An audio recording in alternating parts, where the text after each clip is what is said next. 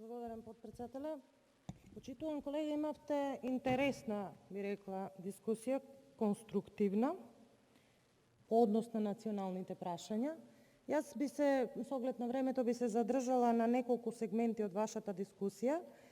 Предлозите да го разгледуваме буџетот пред да го усвои владата. Предпоставувам дека има механизми доколку има волја. Спомнавте контрола на трошењето на финансиските средства, на народните пари, што би рекли. И за тоа има механизми и согласно законот и деловникот одредени институции на владата, државни органи, еднаш во годината даваат извештај и ние како пратеници ги разгледуваме.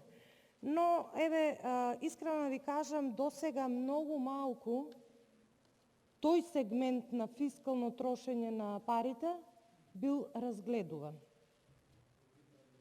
Така да сметам дека нареднава година, кога ќе дојдат тие извештаи, треба особено внимание да се обрне ние како пратеници на ова што вие го предлагате. Се сложувам дека е тоа така.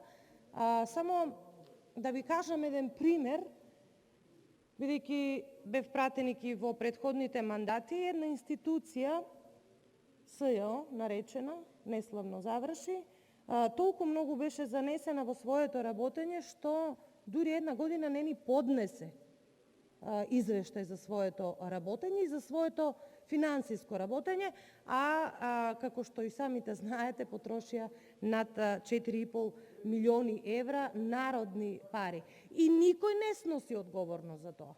Ама баш никој.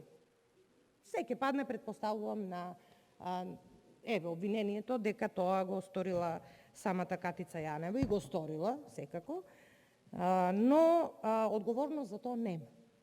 По однос на вашето начнување на темата за грандиозната реформа во образованието од страна на новата министерка Мила Царовска, дека историјата не треба да се изучува и дека не е потребен предмет, јас само би кажала дека не знае министерката, треба некој да ја каже дека секое министерство има прво и пред се национална стратегија.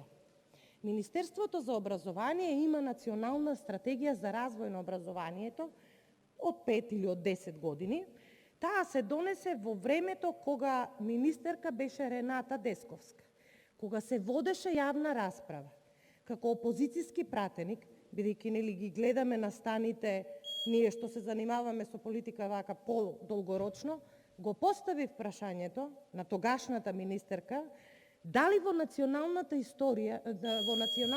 стратегија е предвидено измена на учебниците по историја и какви би биле тие, затоа што не може адхок да се прават реформи во образование. Не само во образование, во било која сфера, но во образование секако дека не. На тоа, почитуван колега, јас не добив одговор, но во националната стратегија, која што е стратешки документ за секое министерство и која што работи по тоа, такво нешто, барем по мои сознанија, нема. Така да не е Министерството за образование невладина организација ХЕРА, па и текнало на министерката денес да прави такви тектонски пореметувања во образованието. Не може тоа така, како и се согласува, мора да има јавна расправа, иницирана од нас тука, пратениците, во кој што ќе присуствуваат, благодарам, се извинувам, на кој што ќе го кажеме ставот на граѓаните, бидејќи ние сме представници на граѓаните. Благодарам.